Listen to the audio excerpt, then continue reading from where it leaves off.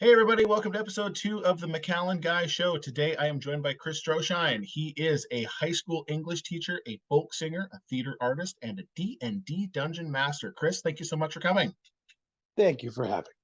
Absolutely. So I brought you on here today. I wanted to have a talk about humanities, what they're for, what are they, and just kind of the general state of teaching and the youth. So let me start out with the first question: the kids, are they all right? Right. And we kind of ramped up into this from talking a little bit before and kind of stopped right here to go on. The simple answer that I would give, and I think that I would give to anybody who asked, is like, yeah, they're as all right as any of the rest of us, you Okay, know, that's uh, good to know. or as all right as we ever were, maybe in my estimation. And especially because you are teaching 10th grade English, is that right? 11th and 12th grade. 11th and 12th. Okay, all right. So 11th and 12th grade English, the junior, senior. And, especially, I would say, probably the consternation that I think a lot of people that are older and maybe a little more judgmental would say that, the technology is really like affecting kids. And like the inherent implication in that is like in not a negative way. In your estimation, kind of what is the impact of technology between what you and I experienced in high school, what perhaps our parents experienced before that, and do you think that it makes an impact, positive, negative, or really just kind of a push? Now, naturally, I can really only speak to my little pocket of perception in the world, and like kind of what happens in my classroom. And of course, not like just to say this, like not specifically going to be talking about individual students or any particular thing like that. But I guess my impressions. Um, uh, I think just like we were 20 years ago, students today are just, I mean, they are the products of everything that our generation and I guess the generation before us and their parents have kind of set them up to be. And so, um, Well, I guess what does that mean to you? You know what I I mean? Like, think I mean, that I would say that that is inherently true of pretty much every generation, but like for this particular one, I guess it would be late Zoomers. Would that, or maybe are we right in the middle of the Zoomer generation? I think like mid Zoomer generation, like what does that look like? obviously those kind of things are only kind of ever figured out in the wash a little bit, like where a line is drawn. But yeah, I would say so, kind of smack dab in the middle or getting towards the end. We'll see what you know next big social shift kind of happens to like kind of make some sort of identifiable striation point, in the future. But yeah, I mean, I think that when people say technology, what they mean is phones and what they mean is social media. you know Absolutely. I I would think say that's that's what fair. what they mean. And in those ways, I think in those ways, and I have kind of an interesting, I think, perspective, maybe even over a lot of other like teachers, because I mean, it's a small school district that I teach in, but also it is, of course, anybody who's watching us that knows us. It is like the same school district that we attended as students 20 years ago. And obviously me being there now as a teacher as opposed to me being there as a student, like I don't know that I'm completely 100% in on like kind of understanding student culture in the way that no adult can really understand Right. what like children's like what their culture is. um but I from any identifiable measure that I can see, um yeah, it's like it's very similar. um, there are, except for that, they've got cell phones. But I don't think that, like,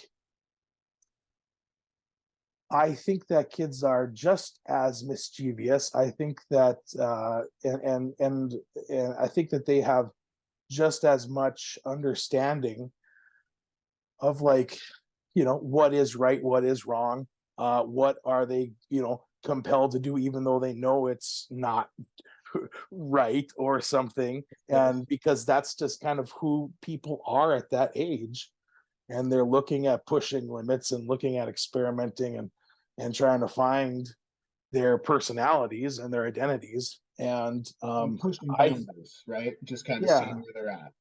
and I think that we had, yeah, in our time, and I would imagine, in our parents' time before that, everybody, we had, we all had our more positive and less positive ways of exploring those questions. And I think that So there's teachers who can maybe get kind of caught up in the like the individual sort of like, oh, it's like kids on their cell phones and that's a huge problem, or they're on social media and it's a huge problem. um I guess I've just never seen it be like that. Has not been a huge problem in my classroom. so uh, kids on their phones, like not paying attention, that's not really an issue, or not for me. At least I don't see it as such. I at least I don't see it as like, I mean, I like, before I had a cell phone I was distracted by other things. very good point. Yeah, because I think some of the um perception of a lot of high school classrooms nowadays, especially the less generous ones, are, oh, they're on their cell phones and they're vaping and they're playing their chill wave music over the teacher, and you're like the classic harangued teacher trying to keep everybody in line, but it's like herding a bunch of feral cats, and you're just just absolutely overwhelmed in all aspect because you've got 30 kids going in 30 different directions. And I mean, it doesn't really sound like that's the deal, right? No, and I'm fortunate because I, like you kind of said it. I don't have 30 students in my classroom at one time. I That's like, and I am very fortunate in that. My largest class size is in the low 20s. Um, and now that's a bit more stressful than like my classes that are in like the 12 to 15 range, but I don't know, like it's not, we're not crammed in there. And I do know that in sort of some of my other experiences teaching before I was where I'm at now in sort of larger districts, like, yeah, it is like you get 30 bodies in the classroom or more, and that begins to be an impossible task, you So know. so would you say that that actually probably has more to do with kids not paying attention, is like the actual size of the class, I would, than anything social media or otherwise, right? yeah, I Because would think so. I would think so. The students are still able to pay attention. Kids are still able to like, I mean, they haven't fundamentally lost some ability to pay attention or something, but like it's just hard to like stay on track if you are one of like 30 people in a space, or whatever. Like, absolutely. so yeah, I mean, I think like class sizes, like, that's, yeah, maybe we're talking about like we want to say it's technology. Really, there's not enough teachers, and That there's not enough funding for schools. Like, class sizes shouldn't be that big, you know. Absolutely. And I think that's actually like a very interesting revelation, because it's like it was once a cell phone, and then before that it was a paper airplane and a spitball. I mean those are kind of like hacky, cranky like concepts, right? But like the point is that it's just like the more people you have, like the harder it is for one person to direct. So like the more there's going to be like wandering minds. And it's also probably very interesting to where it's like, if you're one of five, right? Then, just as a concept, you're just like, okay, well, I have 1/5 of my teacher's attention, right? Right. If you're one of 30, it's like I have 1/30th, right? And just kind of like get that going. And, I think a lot of people, and especially in the pandemic, and I'd like to talk to you about this in a second, your thoughts on the pandemic teaching, is that I think that there is something where people have a concept of like, what does the teacher do? Right. And I think that there's a very cynical push to like exclude, like, try to basically like cut teachers out in a way, because they go like, well, I'm just going to show them a video, PragerU video, and it's got a bunch of slick animation and a bunch of like storytelling, and that's how they're gonna learn, right? And that's good enough, right? Like, they're getting the information, they're just there to get the information. And like, if you want to boil it down, this is like honestly just a place for these, it's daycare, right? Is what, and I'm saying this is the most cynical interpretation, right? And so I think one of the concepts that people don't really understand is like, as a teacher, like, what do you view your job, and like to kind of engage your students, and like, could you kind of take me behind the thought process of that? Is like, how do you engage your students, and like, how do you build that relationship with them, so where it's like, it's like, if it's a guy on the street going like, Socrates said this, right? Versus like, somebody you have a relationship with, right? Like, that's a more easily digestible thing. Yeah. I mean, I now don't mistake me for someone who I don't want to give the impression that I know or understand more of this kind of theory than what I do, because I'm not as well read as some of my colleagues. But have you ever heard of Freire, Paulo Freire? And I have not. he wrote about um, uh, uh, pedagogy of the oppressed, and is a theorist who talked about wrote a great critique of like the banking model of education, as thinking of like and this is maybe like some people's concept, or maybe like an older, like an early 20th century or something, concept of education being like there is a teacher who is a wealth of knowledge, and a bunch of students who are just sort of empty vessels, and the teacher just sort of like opens all their heads and pours in their apportionment of knowledge, and Right. then sends them on their way, and maybe they learn more and become teachers in their own right or Right. whatever. It's And very much like the kind of it's like that factory, like the cartoon factory, where it's like yeah. the piston going in and out kind of like view of things. And of course his and a bunch of other people's like critique of them, pushback, is like, no, like active, like students are the active, they are the active participants in their own education, and they have to be.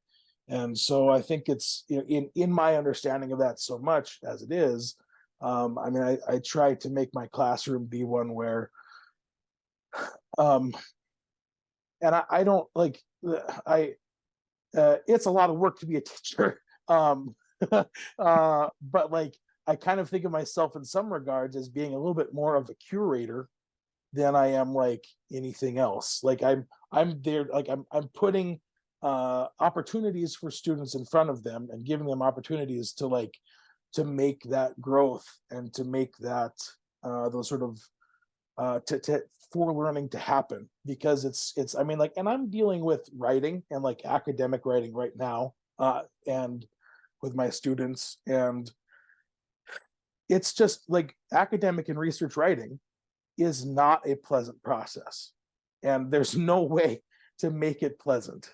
Like, it requires a very specific kind of person who really enjoys that kind of writing to really love it, and that's a very small portion of the population.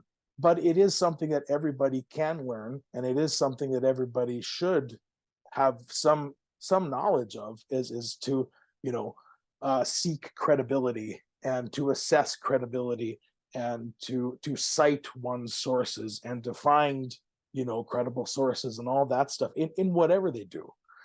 And so I find myself like, the really the content uh is not the challenge. It's helping students to kind of make the connection, to Mhm. realize the importance of personal investment in learning those processes and learning those skills. And Um, Sorry, go ahead. No, like, no, please finish that. I think that's the bigger, that's what most of the energy, as far as dealing with students goes, is in. Right. And I think one of the things that's interesting, and like I love the, I think some people would kind of get a little bit spiky at the concept of like, like what they're doing and the pleasantness of it. But I mean, I do find that interesting where, you say like, listen, there's no way around it. Like this is not like necessarily a pleasant process, but it is like an important one that people should be able to do.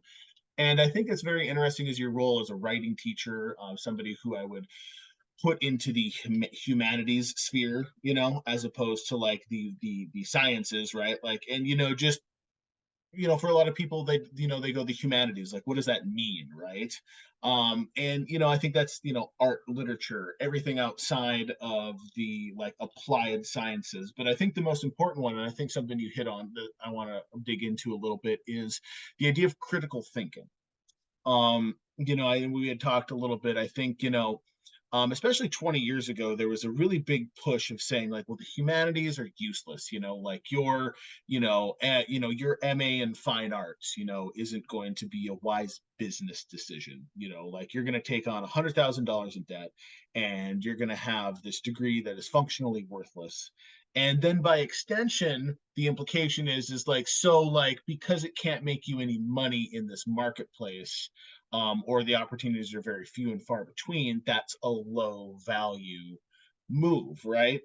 But 20 years on, we have a lot of people, and especially a lot of people that I've talked to, that they are very skilled in the field of sciences, whether it's coding, whether it's environmental science, but they can't recognize a logical fallacy, and I think that that is something that we're dealing with. And it's interesting that everyone keeps saying, to me, that I find this interesting, is everyone keeps saying whenever you hear the dystopian thing that you don't like, oh, it's just like 1984, right?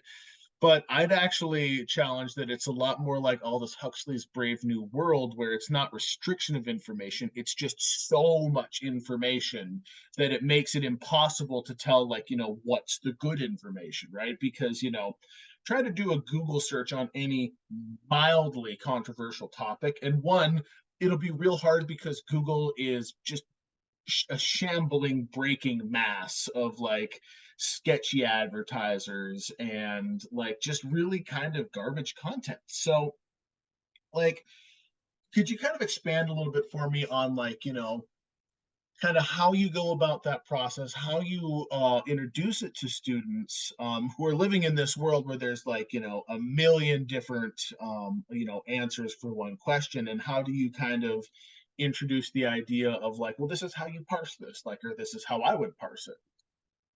Yeah, and so my in at my school, there's one teacher who has like ninth and 10th grade, and I've got 11th and 12th, and we've got a very good working relationship, and we check in a lot. And I know that for both of us, we really do prioritize yeah, credibility, and as you said, sort of pointing out logical fallacy and stuff like that. It's we spend significant amounts of time in our classes on those ideas. um and so hopefully that's landing with students and something that is taken up and carried forward. um uh and it as with anything, there are, I think there's just like there's no one particular way to teach like the importance of assessing credibility and pointing out and like determining logical fallacy and things like that. Like there's no one way. um and I do try kind of different things every year to kind of take my students through it just to see what ends up being more impactful than others.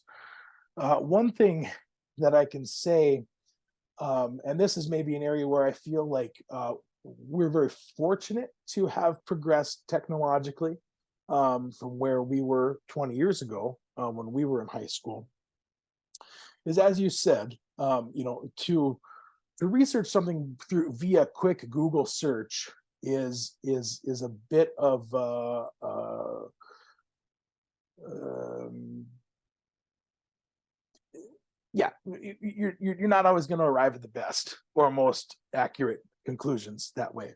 Um, What we do have access to though now with our district is a one-to-one district, at least 9th through 12th grade. So every student has a Chromebook that they're issued, unless for some reason if it's like if there's some issue and they don't have it, that's a very rare exception. But maybe for a time or something. And here's a question, I want to just not to super divert, but like everyone has a laptop then, a Chromebook. And so is that supplied by the school district, or is that like required, like the parents got to buy a Chromebook? No, yeah, they're supplied by the district. Okay, And just real quick, wanted to check yeah, in. yep. Yeah, issued at the beginning of the year and then taken back in at the end of the year. Yep. Okay, very good. And maintained by our technology specialist. Okay. We have access through the North Dakota State Library system and through our school library to their online set of resources and research databases. And so because the world, information in the world exists less and less on paper and in books, and going to an encyclopedia and looking it up is kind of less just sort of less accessible now than so many other forms of finding credible information. I'm very fortunate to have access to those databases that are curated by librarians and professionals that are concerned with peer review and credibility and stuff like that. And so it is a fairly accessible resource that I am in the process right now of coaching my students through using to find research materials and information. It's complicated, and every database speaks its own language and sort of has its own problematic corners you can get into where it's just not giving you the things that you need. But it's no different than any other aspect of life. So real quick though, I just want to touch on something that you'd mentioned. So like you'd said, things are moving away from paper, things are moving to a digital space.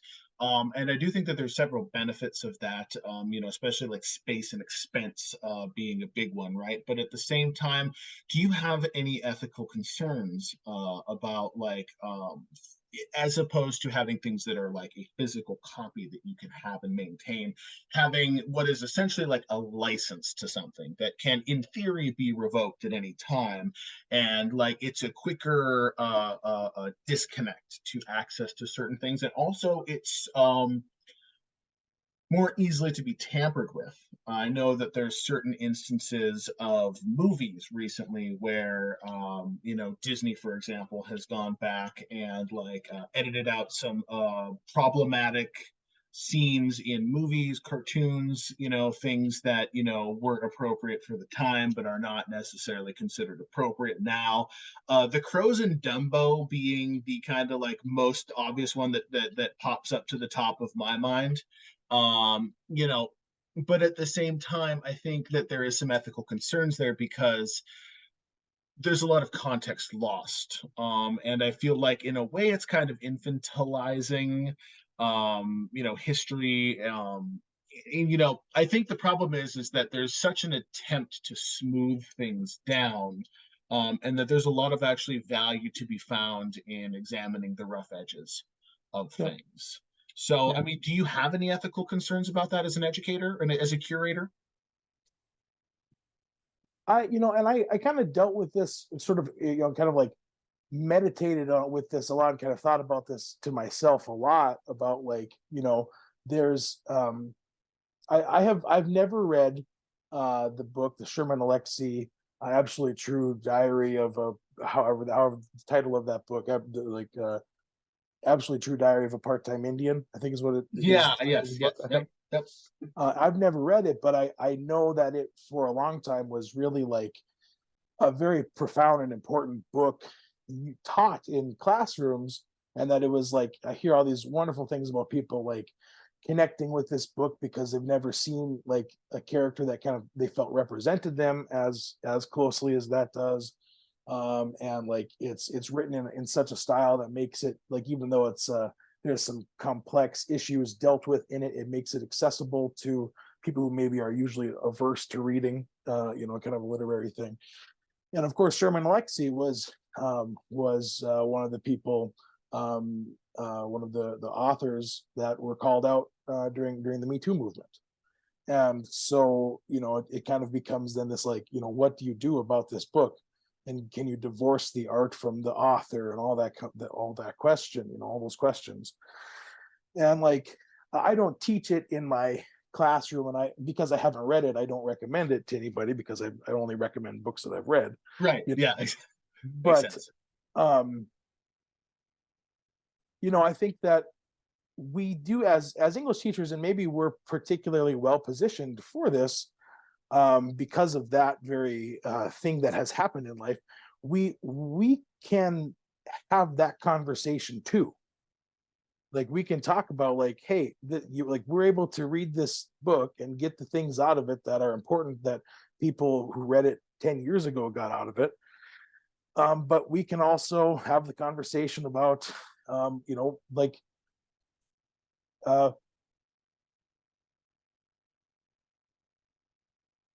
people in positions of power, using their positions to, do gross things or nasty things, or anything. And we could talk Right. about, yeah, when we can And have both conversations.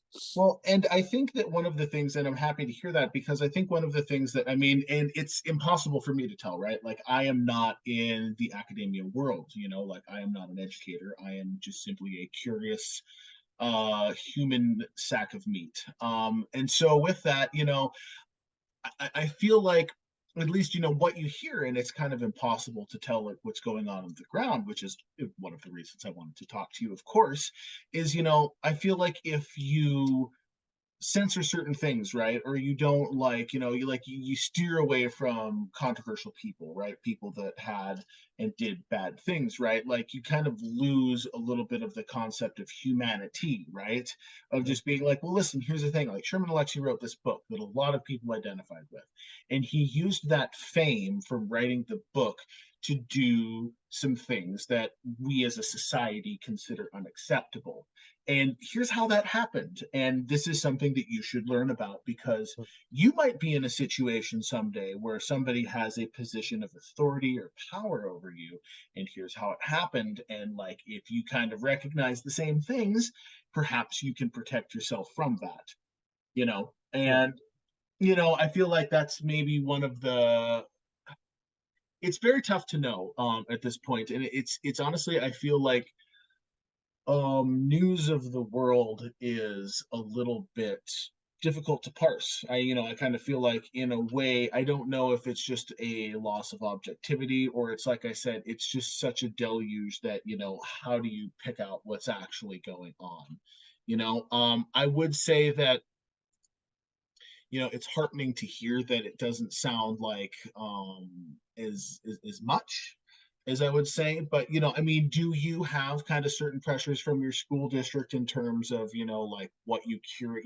I really appreciate the concept of curator. Do you have certain like pressures from administration, or like some sort of like curriculum guide? Like, how do you go about what you curate for your students? No, I would not describe like any sort of guidance we have on curriculum and stuff is not like a pressure, or there's no like mandates on like what I can teach and what I cannot. But besides the fact that like my instruction needs to be, kind of adhere to the North Dakota state standards.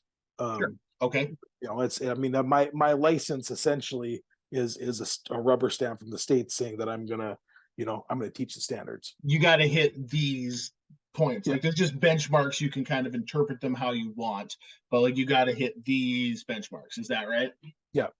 And I would say that we're in the process in North Dakota of going through a transition from our 2017 ELA standards to our current, where what will be our, we're kind of in a gray zone where if we're kind of all transitioning this year. Next year we'll be expected to be on the new standards. And just out of curiosity, what does ELA mean?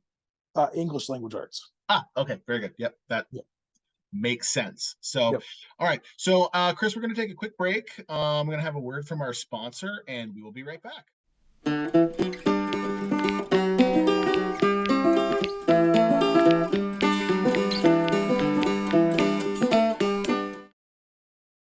Hey, everybody, welcome back. Thank you again to our sponsor, Uncle Gnomes. Check them out at unclegnomes.com. So, Chris, I want to start the second part of the interview with you with asking you the hottest question in America and the one that is on everyone's mind. How often do you think about the Roman Empire? I was thinking about the Roman Empire just a little bit the other day, because I had a student who I was trying to figure out if they were trying to look up articles on romance novels or on the Roman Empire, and I'm not sure that they were 100% sure. And it led to some real communication problems, kind of trying to figure out what we were looking for exactly. But I was thinking about the Roman Empire a little bit. No, I think I think about the Roman Empire outside of that kind of probably about once a month or maybe twice a month. that's I think yeah. And what just in what context? Is it a purely educational context, or are you just kind of like imagine, you know what? The aqueducts, what a thing. I guess what I think of is, and I think it's because I feel kind of like some kinship with these people. I think of the people who were kind of at the far outer reaches of like the Western Roman Empire at its peak. And then when the Roman Empire started to draw back in on itself and kind of come consolidate more and more back into Rome before leaving Rome and all that. I think about the people that then were left in charge in those what had at one point been, kind of like the frontier areas. Yeah, like And Brittany and Gaul. yeah, and then of course, like, I think about the uh from I think I hear this mostly from like hardcore history podcasts that I really do love. um Shout out Dan Carlin. We love you. yeah, yeah, and they talk about, like, you know the people, like they were the people that were charged with building the aqueducts and roads and stuff. And then within a couple of generations, the people who were left were like, man, it must have been giants or gods that built these roads. you know um Yes, how exactly. crazy this road is. Right. um yeah, yeah. And so out of for somehow, and I mean, there's a whole, like, I think about that sometimes. there's another there's a book. I read a book for a class I was in a couple of years ago that I think was called Great Plains. I'm spacing on what the writer's name was, and he was talking about um the sensation of being in the of like the vibe of the Midwest, and maybe specifically the Great Plains, is like we're all people. And this is also written with the context of, like, this was written around the time, like, the all of the intercontinental missiles were kind of still just going in or had recently gone in under North Dakota and stuff. And so Mhm. it's like we're people kind of living in this area where we are kind of born and grow up with the sense that all of the great things to have ever happened here have already happened, like all of the good things. That's And a that, like, very interesting concept. and that everything was like better in the past, and that's kind of just a thing that we know somewhere deep in our bones, even though I think it's bogus, like. But to say that that's not kind of the vibe of living in the Great Plains, would I think there's some real truth to that. I absolutely agree. I think that people, like you said, like instead of looking at roads or aqueducts, they look at the railroads, or they look at, the grain elevators or the missile silos, or, like any number of things, and go like, God, how did that ever get built? Like we can't even like build a friggin' like parking garage in an efficient Yeah. manner like these days. And I think about, and one particular area that I talk about with friends a lot is like think about in today's political climate, trying to get like federal funding to start all the public libraries in the country. Oh my Like, God. Yeah. it would Are be you kidding? absolutely impossible to Oh yeah, allocate those kind of funds and resources to start libraries. for sure. Yeah. Well, and I mean, I think about it like this too. One of the things that is kind of my like personal like stump thing where it's like, you can wave your wand and become God Emperor of the world kind of thing. Like, what would you do? I want bullet trains. Like, Hmm. they've had bullet trains in Japan since the 60s. It's not new. 60s. So like I want bullet trains in America, and I hear a lot of people go like, well, they're not financially feasible. And I want to say to them, the railroads were never financially feasible. They have never, not once ever, been financially feasible. Like, if you look into the history of the United States in the late 1800s, which I'm talking like that kind of weird, like how I talked earlier about how there's like periods of history that get written a lot about and periods that don't get written a lot about. I think that there's actually like some interesting stuff like post Reconstruction America, pre-Great Depression America. Like, we're pre-Gilded Age America, right? Because there's a lot written on the Gilded Age, of course, right? But like that, like 1880s to like kind of 1915-ish area, there's kind of a real like dearth of like historical analysis. And I mean, obviously, there's lots of people that have done lots of great historical analysis, but I mean, just it doesn't occupy the same place in our consciousness as like Reconstruction or the Civil War or the first couple world wars, all that sort of thing, right? But I point out to people all the time, I'm like, when they built the railroads, they never made money. Like, and the thing is like the reason they were able to get money built is because they went to European investors and go, hey, you should invest in these railroads. They're going to make a lot of money. And then, like, two or three times in that period, that late 1800s, the European investors checked in and went, hey, you guys making any money? And it immediately crashed the US economy. Like, it happened like three times. And so, like, my point is, it's just like, they never made any money, and like they still don't make money, but who cares? Like, they did it because they wanted to. And I think that is one of the things that, like, as we are going through this change, like, I really hope people can like go like, no, we can do big things. I mean, I think if anything, the biggest criticism of our culture at this point is like our unwillingness to take on big things. Like when people go like, well, we can't, drastically change our infrastructure in whatever direction you want to say. I go like, after the Great Chicago Fire in the early like 1900s, like they raised the entire downtown sector 10 feet and they reversed the flow of the Chicago River, like to help with sanitation, which one, kind of gross in hindsight, but two, like they reversed the flow of a dang river. I don't want to hear that like we can't have bullet Mhm. trains or a better Mhm. electrical grid or like better Mhm. public transit or better schools, right? Mhm. Mhm. And to kind of segue into that, like, if you were again the God Emperor, what changes would you make to schools, public education? I mean, you could say like, oh, I want more money, right? I mean, and that's like obvious, right? But like, I kind of generally like to boil it down as like money is a placeholder for an ability to do something, right? So like, what is it that you would do? Yeah, I mean, I want for there to be like more more classrooms and accessible classrooms that kind of really fit the needs of all of our learners, of all of our students. And I want for there to be more teachers so that we can have, like it's not as big a problem for me, I think, or my colleagues as it is in other districts. We're very fortunate. But like overcrowding is just it's the worst.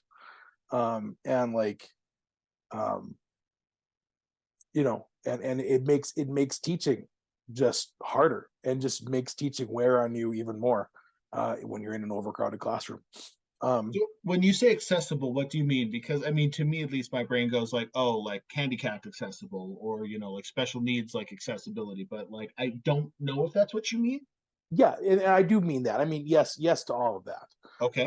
And I think part of that is like technological, so that we have the kinds of technology and training and the kinds of technology that can then make our instruction and our classrooms accessible to students no matter what their exceptionalities are. If it's space for, you know, mobility devices, or if it's need for, you know, like auditory support or something like that.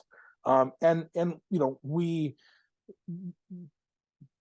I think that schools are getting better at that kind of stuff, that kind of thing. But it all takes money, and it all takes planning, and it all takes a lot of organization, you know. Anyway, but I think that also having um, more classrooms, more teachers, and then more professionals and more support professionals that are at the schools full time. I mean, like, we have one counselor who serves two buildings, I think, and maybe I don't know how much she goes down to the elementary school. Um, really, there, I think it might be somebody else down there, but like it's like that position has to do a bunch of like bookkeeping and a bunch of work to kind of keep track of like academic uh like indicators and stuff, so we can like report to the state, and like has to like take care of a bunch of stuff like that, and kind of also then guide students for like college admission stuff and like transitioning into the world after high school.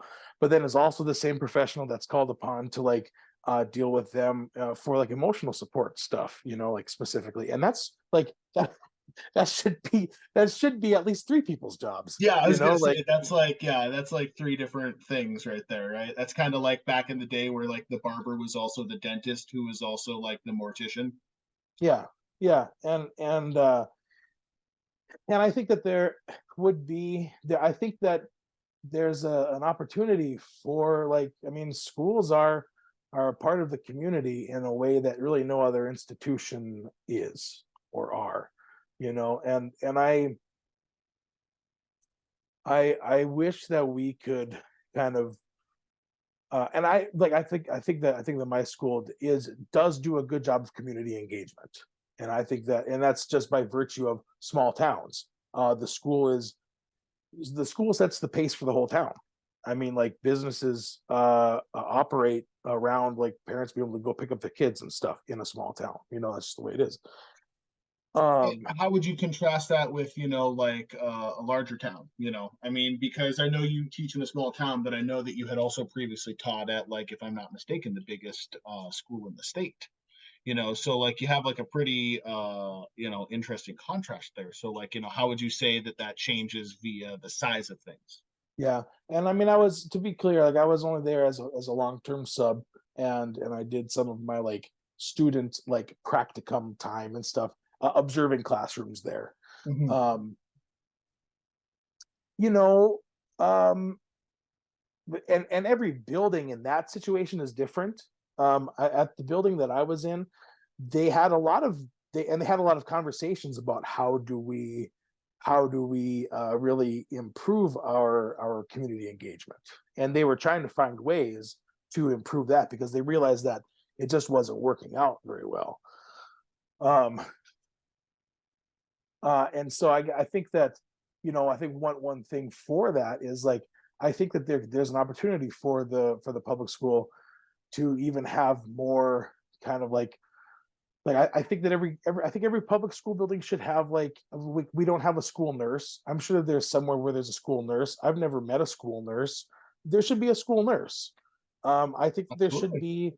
there should be like a school social worker. There should be, you know, like I think that those I think there should be those kind of professions that are baked into our public schools too, because um, I think that they're important, and I think that it would be good access to the people who need it most.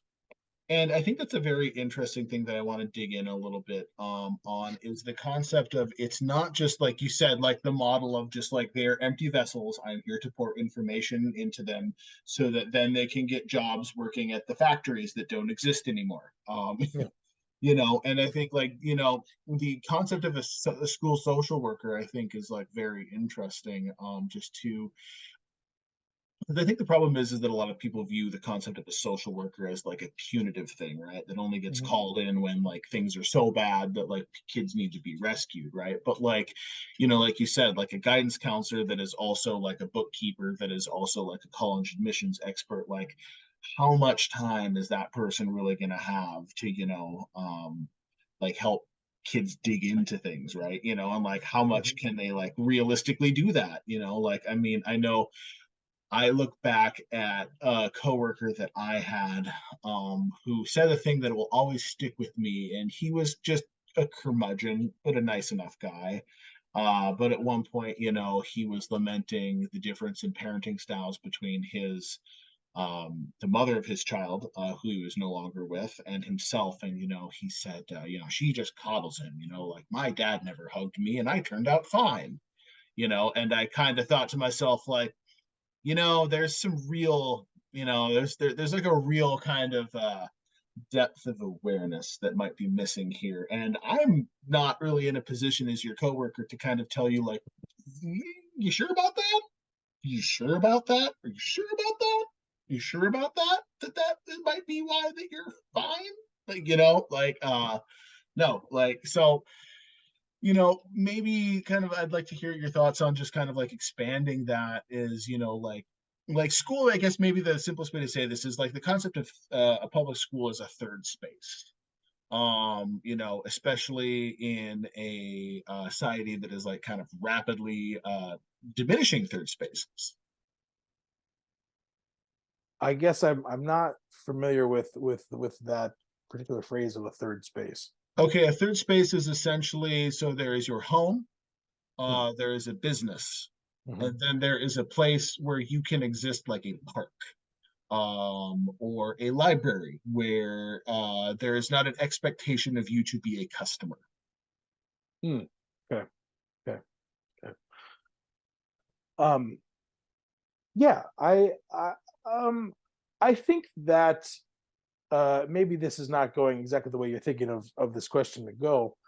I think that when I was a student, and I would think it would appear to me that our students now are aware of the fact that they are kind of that they are the ones who do kind of create the culture a little bit there. And I think that students do know and do recognize they do have agency and influence in the school, even though it's not like the same kind of influence or agency you would have in a business that you own or something, right? I do think that they do recognize that they have some like input in it in our school. Um, And I would certainly say, just at least from my perspective, that's a marked departure from what I experienced as a student. And I don't know how you would feel about that, but like that's, I honestly kind of heartens me to hear. and I don't know if that's maybe that's not everybody's path, like and maybe not everybody feels that same way, or students now there's students now that probably don't feel they have agency in the space. um I hope to make it clear, at least in my classroom, that they do have agency in their own education. Like I hope to make that clear Okay. to them, at least in my space. But it is a public school. It is, I mean, and it should be understood as being a public entity, and not a place that is, where it's just like we the adults make the rules and everybody has to live by it, or the school board makes the rules and everybody has to live by it. Like I don't, and I don't think that that's not the vibe that I get from at least from my school. That's it's not like it's not completely a top down thing or something. Okay. Yeah. Do you feel any pressure as a teacher of what people would call liberal arts from parents or school districts? Especially because right now, I mean, listen, you teach English where people read books, and right now that is like a hot topic of discussion, like what kids are reading, like what are the political, like, implications of that? Like, is that something that you experience just in terms of people saying, well, why are you having my son or daughter read, like this book? You know, like why, you know, why would you do that? Like, you know, what's your political agenda? Is that something you experience? No, I don't have any. I haven't had any interactions with parents like that. I think most of my interactions with parents have been, like net positive. And if there's something to talk about, I do. We're kind of coached through teacher education programs to try to maintain kind of a partnership with parents, and that can be a very fraught and difficult thing to do sometimes, to be sure. But I think that I haven't had much. I haven't had any like pressure or anybody like questioning like the texts that I'm putting in front of students or anything like that. I think I'm more critical of the texts I put in front of students than anybody else is, and I'm sort of like, Interesting. you know, so Yeah. um Well, what do you mean by that? Like you're more critical, just kind of in like, because you said previously that you know you have a wide degree of like latitude on what you like provide students with, right? So is that like a self critique, or is that something like, well, this book kind of sucks, but we're gonna dig into why it sucks? yeah, like that. Or I want to make sure, and I mean, I part of my discussions are like, is this connecting with you, and what does this mean to you? I mean, 11th and 12th graders, like I'm looking to draw out and understand what their perceptions are and what their analysis of the books are, more than me sort of saying, examine this symbolism and something like that. Like I'm trying to get that out of them, and so You're not it's sitting there whispering, yeah, right. No, I'm trying to understand their experience and then talk about that and kind of assess that and analyze that. Um, and so like, if something isn't working, or if I don't think that something is going to, you know, well, I've got a colleague who's kind of like having a difficult time teaching The Great Gatsby because like students aren't connecting with it, or having a hard time connecting with it, you know. Um, you know, I mean, may I just editorialize here for a second? There is literally no better time in human history to teach The Great Gatsby than this exact moment. Because if you think about it, like why like everyone was so insane in The Great Gatsby is they literally just spent 2 years inside because of the pandemic. Like it's mhm. literally the most relatable time in human history. Just as a brief editorializing and like a free piece of advice is just like you want to know why all those people were friggin' nuts is because like they just spent 2 years inside trying not to choke to death on their own lung goo. But Yeah. like no, sorry, but not to interrupt, but like please. Um, and yeah, so I think it's like and I teach one text that I spend a long time with in my classroom is The Crucible by Arthur Miller. And I like some elements of that. I sort of have the question of like, how does this age? How does it land differently to a 2023 reader than a 1993 reader to a 1963 reader or audience? But again, I think that can be, and I do have that as part of my conversation. You know, I so mean, have you ever dug into and just as another kind of like jumping off point here about specifically the Salem witch trials, about kind of a lot of the background information to like what people theorize led to like the witch trials besides their Puritanism, about like the poor harvest and things like that? I don't end up having to actually get into the history of it as much, because I've been finding that by the time my students are talking about it, they've already kind of a couple of the other they've gotten that from some of the other disciplines. Um, and I think I'm not a history teacher, first Yep, of all, right. but Yep, like, of course. but we do read about the historical context, and about like, specifically, I really love putting in front of students this really great just blog post by a historian who specializes on the Salem witch trials, and just kind of how annoyed they are at questions about the Salem witch trials being, coming from the direction of the Crucible, because they're like, the Crucible is not history. Yeah, right. Yes. It's not Yes. historically accurate, and Yes. so It it's is a fine editorializing. it's a fine play, but it is not an example of like good history. Right. So yeah. Well, that's interesting, and that's kind of cool that, like, like, honestly, like, the concept of, like, putting up a blog post for, like, students is something that it's like, I'm aware, of course, that that happens, but it's also just kind of like, God, that must be so handy, you know? And so kind of like, my kind of last questions to you are, you've been teaching for, I believe, 2 years, right? Full time Yeah, at your district, correct? this is my third year full time. Yeah, yeah, exactly. So what? Two and a third? Maybe a quarter or a Yeah, two, sixth. two and a quarter. Sure, two and a quarter. So you've seen, kind of, two grades of kids move on. When it comes to, this is kind of your Mr. Holland's Opus question, like what do you kind of hope that your impact is on the kids that move through your school room? Um,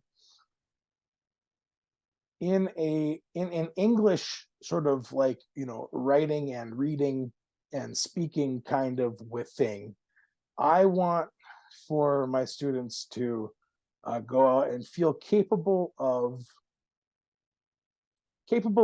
reading with with the appropriate amount of scrutiny, and sort of in that reading, I guess I mean not only as like reading or viewing or whatever, or being like taking in the world around them with an appropriate degree of scrutiny, and to be able to express themselves and to tell their story and express their what's important to them accurately, and to be able to have the vocabulary and uh, the ability to express themselves, um, in sort of an extra sort of like the non-English sort of side of teaching, and maybe the human connection side of things. I really hope that um, I hope for my students to go out into the world and to understand the importance of like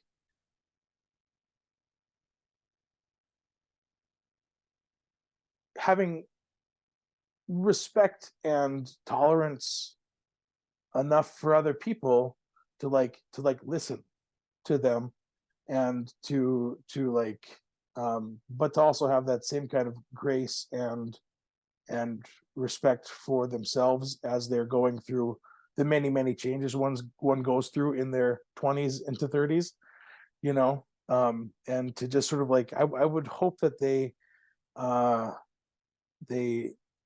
understand the importance of kind of like having some patience with yourself and other people, and being respectful of themselves and other people.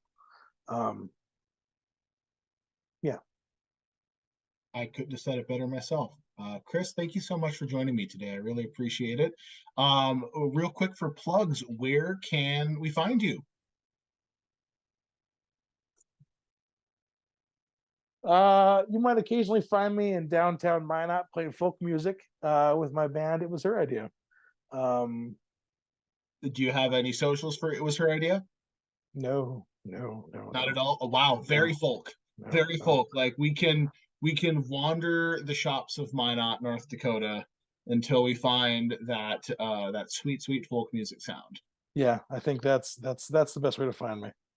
Mhm. Awesome, fantastic. Well, thank you so much for joining me today. Have a wonderful rest of your day, and we will see you at the movies.